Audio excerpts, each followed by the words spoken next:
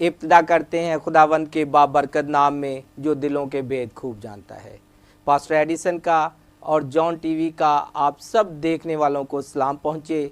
और आज हमारे साथ मौजूद हैं स्टूडियो में नौजवान एलेक्स बेटा, और उनकी ज़िंदगी के सफ़र में उन्होंने बहुत छोटी उम्र में जो कुछ देखा वो आपसे शेयर करने के लिए मजबूर हो गए, ताकि आप उन गलत रास्तों पर नौजवान कदम ना रखें, ना चलें, और वो चाहते हैं कि जिन मुश्किलों से वो निकले हैं उनमें आप ना पड़ें। आए हम बेटे को वेलकम करते हुए प्रोग्राम में उनसे कहानी उन्हीं की ज़ुबानी सुनते हैं। बेटा एलेक्स, हम आपको प्रोग्राम मैं और मेरे घराना में वेलकम करते हैं, और आप हमारे देखने वाले नौजवानों के लिए जो पैगाम लेकर आए हैं वो बयान करें। मैं शुक्रगुजार हूँ कि मैं खुदावंद ने मुझे इस लायक समझा कि मैं आपके यहाँ पे आऊँ, जॉन टीवी पे आऊँ और अपनी गवाही आप लोगों के साथ शेयर करूँ। एक वक्त था कि खुदावंद मुझे ब्लेस कर रहा था, लेकिन मैं खुदावंद में नहीं था बढ़ रहा। मेरे जो दोस्त थे वो मुझे बढ़ने नहीं थे देते, लेकिन जब मैंने खुदावंद ने मुझे ब्लेस किया ना, तो मैं बहुत खुदावंद का शुक्रगुजार हुआ कि उसने मुझे कहाँ से उठाकर कहाँ पे बिठा दिया। मेरे दोस्त कुछ इस तरह के थे कि उन्होंने मुझे गलत रास्ते पर चलना स्टार्ट करवा दिया। उन्होंने गलत गाइड करना शुरू कर दिया, यहाँ तक कि मैं घर वालों को रद्द करके अपने दोस्तों को अव्वल दर्जा देता था। खुदावंद को अव्वल दर्जा नहीं था देता। मैं कहता था कि जो मेरे दोस्त कर सकते हैं वो कोई भी नहीं कर सकता। तो उन्होंने मुझे इस तरह के मजबूर कर दिया था कि मुझे गलत रास्ता इस्तेमाल करना पड़ा, घर से भागना पड़ा, घर वालों को छोड़ना पड़ा। 4 दिन और 4 रातें मैं घर से बाहर रहा। मेरे जो दोस्त थे ना, उन्होंने कुछ इस तरह से गाइड किया था कि मैं खुद भी समझ नहीं था पाता कि मैं आगे क्या करूँगा। मुझे उन्होंने इस जगह पे फेंक दिया था कि मैं कभी सोच भी नहीं सकता था कि खुदावंद मुझे उस जगह से निकालेगा और मुझे तख्ते शाहीन पे बिठाएगा। खुदावंद ने मुझे घूरे से निकाला और तख्ते शाहीन पे बिठा दिया। आज इतनी इज़्ज़त मुझे मैं कभी सोच भी नहीं सकता था कि आज मुझे मिलेगी। खुदावंद ने मुझे ब्लेस किया, उसने मुझे चुन लिया, अपने खादमों में शामिल किया कि तू मेरे कलाम की मुनादी करना। उसने मुझे गैर ज़ुबान दी। मेरी जो फैमिली थी ना, हम लोग इतना को खुदावंद से दूर थे कि बस हम लोग अपने कामों में मगन रहते थे, खुदावंद को पहला दर्जा नहीं थे देते। फिर एक वक्त आया कि खुदावंद ने हम पे आजमाइश डाली, उसने हमें आजमाया। वो आजमाइश ये थी कि खुदावंद ने, मेरे जो दोस्त थे ना, वो इब्लीस ने उनको ऐसा को गाइड किया था कि वो मुझे एक ऐसी जगह पे उन्होंने पहुंचा दिया था कि जहाँ पे मैं कभी सोच भी नहीं सकता था कि मैं बाहर निकलूँगा। मैं कहता था कि मैंने मर जाना है। मैंने अपने आप को फांसी दी, अपने ब्लेड्स मारे बाजू पे कि मैंने मर जाना है, मैंने नहीं रहना इस दुनिया में। कि यही सोचता था कि इनकी इज़्ज़त है कोई। मतलब कि मेरा ये कहने का है कि आज आप खुदावंद को दोस्त बनाएं। दोस्त आप लोगों को ना बहुत कुछ गलत बता देते हैं, लेकिन खुदावंद हमें हमेशा सीधे रास्ते पर लेके चलता है। मैं नहीं सोच सकता था कि इतनी इज़्ज़त मुझे मिलेगी। आज अगर खुदावंद ने मुझे इज़्ज़त दी है ना, तो लोग भी मेरी इज़्ज़त करते हैं। वो ही हमें इज़्ज़त देने के लायक है, और हम लोग उसे फ़र्स्ट प्रायोरिटी देंगे तो वो हमें भी फ़र्स्ट प्रायोरिटी देगा। आज ज़रूरत है कि उसके साथ चलें, उसके हर बात पर अमल करें, उसके हुक्मों को मानें। अगर हम लोग उसके हुक्मों को नहीं ना मानेंगे तो हम लोग खुद भी शर्मिंदा होंगे और हमारी आने वाली नस्लें भी बिगड़ जाएंगी। और मैं अपनी गवाही इस तरह पेश करूँगा कि मेरे जो दोस्त हैं उन्होंने मुझे बेच दिया था। उन्होंने मुझे इस तरह बेच दिया था कि जो मैं पहले खुदावंद में था, लेकिन जब मैं दोस्तों के साथ उठना बैठना शुरू कर दिया, तब फिर मैंने चर्च जाना भी छोड़ दिया, खुदावंद से दूर हो गया।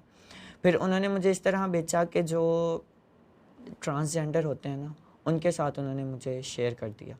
यहाँ तक कि उनके साथ मेरी अपॉइंटमेंट्स फ़िक्स हो गई। उन्होंने कहा लेज़र के लिए मैं तैयार हो गया। हर काम उनके साथ करना शुरू कर दिया। 4 दिन 4 रातें बाहर रहा, लेकिन एक वक्त आया कि मुझे एहसास हुआ कि मैं अपने माँ बाप का इकलौता बेटा हूँ, तो मैं किस काम में लग गया हूँ, कि खुदावंद हमसे क्या चाहता है। फिर मैंने कलाम को पढ़ा। कलाम में लिखा था कि खुदावंद जिस मकसद के लिए खुदावंद ने हमें भेजा, हम लोग वो पूरा नहीं करते। खुदावंद का मकसद यह है कि खुदावंद ने हमें इस दुनिया में इसलिए भेजा ताकि उसकी इबादत करें, उसकी शुक्रगुजारी करें, जो कि हम नहीं करते। फिर मैंने कहा जैसे तो मैं घर से निकला हूँ, यहाँ से भी निकल जाऊँ। फिर मैं यहाँ से निकला, मैं अपने घराने वालों के पास गया, अपने रिलेटिव्स के पास गया। मैंने उनसे यही बात की कि क्या आप मुझे रखेंगे, मेरे साथ इस तरह हो चुका है। उन्होंने कहा हम नहीं रखेंगे तो कौन रखेगा, क्योंकि तू तो हमारा एक लौता बेटा है, तुझमें तो हमारी जान बसती है। तो फिर उन्होंने मुझे इस मुकाम पर खड़ा किया। सारे कहते थे कि इसने कभी सुधरना नहीं है, लेकिन मैं कहता था कि खुदावन तू मुझे छुपा ले, किसी अपनी ऐसी जगह में रख ले कि मैं किसी को मुंह दिखाने के लायक नहीं रहा। फिर उसने खुदावन ने मुझे, हम लोग घर पे ना चेन प्रेयर करते होते थे। ये जब मेरे साथ वाक़या हुआ ना, उसके बाद हम लोग चेन प्रे करना स्टार्ट की घर पे। उन्होंने, घर वालों ने भी मेरा साथ दिया, मेरे डैड ने और मेरी मामा ने ना मेरे साथ मीन्स के सपोर्ट इतना को किया कि खुदावन ने मेरा हाथ इस तरह पकड़ा कि आज मैं किसी पे हाथ रख के दुआ करूं तो वो शिफा पा जाता है। हालेलुया, हालेलुया, खुदावन ने इतना ब्लेस किया कि आज मैं किसी पे हाथ रखूं तो वो स्लेन हो जाते हैं। हालेलुया। बस यही है कि आज आप अपने दोस्त जो है ना, उनको, दुनियावी दोस्त इधर ही रह जाने हैं, लेकिन जो हमारा खुदा दोस्त है ना, वो हमारे साथ हमेशा रहेगा। वो हमें सीधे रास्ते पर लेके चलता है। वो दुनियावी दोस्त तो हमें गलत गाइड कर देते हैं, गलत रास्ते पर लेके चलते हैं, लेकिन जो हमारा ज़िंदा खुदा है वो हमें सीधे रास्ते पर लेके चलता है। मैं खुदावन का बहुत शुक्रगुज़ार हूँ कि उसने मुझे इस लायक समझा कि मैं खुदावन का कलाम, ज़िंदा कलाम दूसरों तक पहुंचा सकूं। मैं दुआ करता हूँ ना, तो मेरी जो मामा है उनको खुदावन ने रोया दी, मेरे वसीले से रोया दी। मेरे वसीले से हमारे जो मोहल्ले के लोग हैं ना, वो बच गए हैं। जो नशा करते थे आज वो हमारे चर्च में आके बैठ के इबादत करते हैं खुदावन की। खुदा ने आपको इस्तेमाल किया, वो आपको एक मॉडल बनाकर पेश किया कि जब आप इतनी मुश्किलों से निकल सकते हैं, इतनी बुराइयों को छोड़ सकते हैं, तो आपको देखकर और दोस्तों ने भी और नौजवानों ने भी तौबा की तरफ रुजू लाकर तौबा की और आपके साथ कदम ब कदम चलने लगे। तो आप बेटा हमें थोड़ा सा ये बताएंगे कि आप फिर अबलीस के जाल से निकले कैसे? जब उन्होंने बेच दिया, आपको वो ले भी गए, 4 दिन आप उनके साथ भी रहे, तो आप फिर उनके जाल से निकले कैसे? वो मुझे कहते थे कि इस्लाम कबूल करो, लेकिन मैं कहता था नहीं। मैं कहता था कि हमारा ज़िंदा खुदा है, हम किसी गैर माबूद की इबादत नहीं करते। खुदावन के कलाम में भी लिखा है तो किसी गैर माबूद की इबादत ना करना। तो जब मैंने खुदावन के कलाम को पढ़ना शुरू किया, मैं वहाँ पे जब दुआ करता था ना, तो सब मेरी तरफ देखते थे। उनके दरमियान ही वो सारे मुस्लिम थे और मैं अकेला क्रिश्चियन था।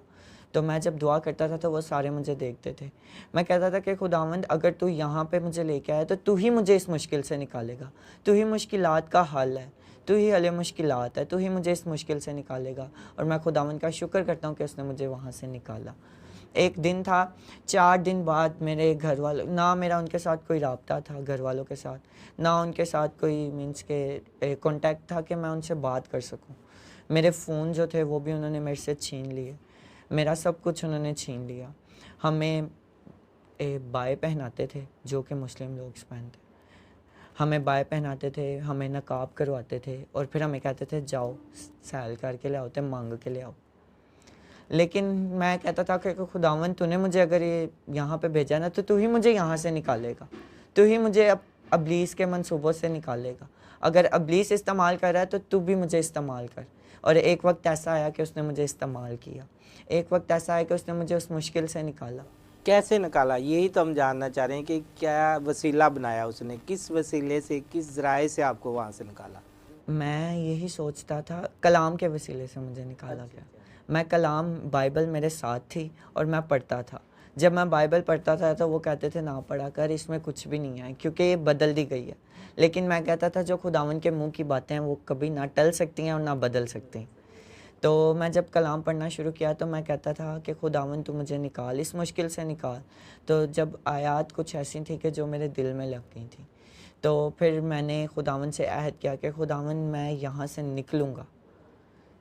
और एक वक्त आया कि मैं निकला उस जगह से। खुदा ने, इसका कहने का आपका मतलब है कि खुदा ने आपके लिए वसीला बनाया, ज़राए बनाया, उसने हाथ पकड़ कर आपको वहाँ से निकाला। मैं सोच भी नहीं सकता था कि मैं निकलूँगा। मैं कहता था कि हुन मैं जिस जगह पे आ गया ना उतो कभी नहीं निकल सकता।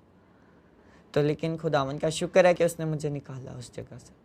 हालेलुया। तो इसका मतलब कि आप अब कंप्लीट तौर पर, पूरे तौर पर खुदा में मसरूर हैं और कोई आपको अबलीसी ताकत या आवाज़ अब दोबारा सुनाई नहीं देती, नहीं बुलाती और आप भी उससे दूर हो चुके हैं। हम लोग 50 लोग थे जिन्होंने बपतिस्मा लिया था और उनमें से सबसे पहला मैं था जिसको मुझे रूहुल कुद्दस का बपतिस्मा मिला, गैर ज़ुबान मिली थी। सबसे पहले मुझे मिली थी उधर और अभी तक किसी को नहीं मिली। और उसके बाद मेरी जो कज़न थी रिलेटिव में से उनको मिला, फिर उसको भी गैर ज़ुबान मिली। उसका ये था कि वो इब्लीस के साथ उसने मुकाबला किया था, फिर उसे गैर ज़ुबान मिली थी। लेकिन मेरा ये था कि मैंने इब्लीस के साथ भी नहीं मुकाबला किया, खुदावंद ने इतना ब्लेस किया कि खुद ब खुद गैर ज़ुबान मिली। Hallelujah, hallelujah, thanks God.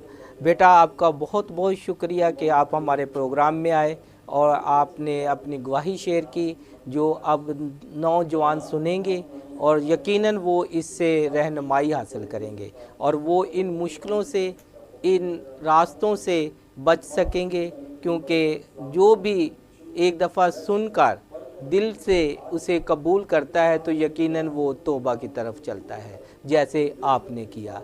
तो अजीज़ों, आज आपने एलेक्स बेटे की गवाही सुनी। मेरी ख़ास दरख्वास्त है नौजवानों से कि वो शैतान के पीछे, इब्लीस के पीछे अपने घर को ना छोड़ें, ताकि वो ऐसी मुश्किलों में ना पड़ें और वो ऐसी राहों पर ना चलें, उनके लिए मुसीबत ना हो, ताकि वो अपने घर में, अपने घराने में खुशहाल ज़िंदगी गुजारें। लेकिन खुदा का मंसूबा जो होता है वो आपकी ज़िंदगी में पूरा होता है, जैसे कि एलेक्स बेटे की ज़िंदगी में खुदा ने अपने मंसूबे को पूरा किया। देखते रहें जॉन टीवी, एक नई गवाही के साथ, नई ज़िंदगी के सफ़र के साथ। मैं बहुत जल्द आपसे फिर जॉन टीवी के प्लेटफॉर्म पर मिलूँगा। देखते रहें जॉन टीवी।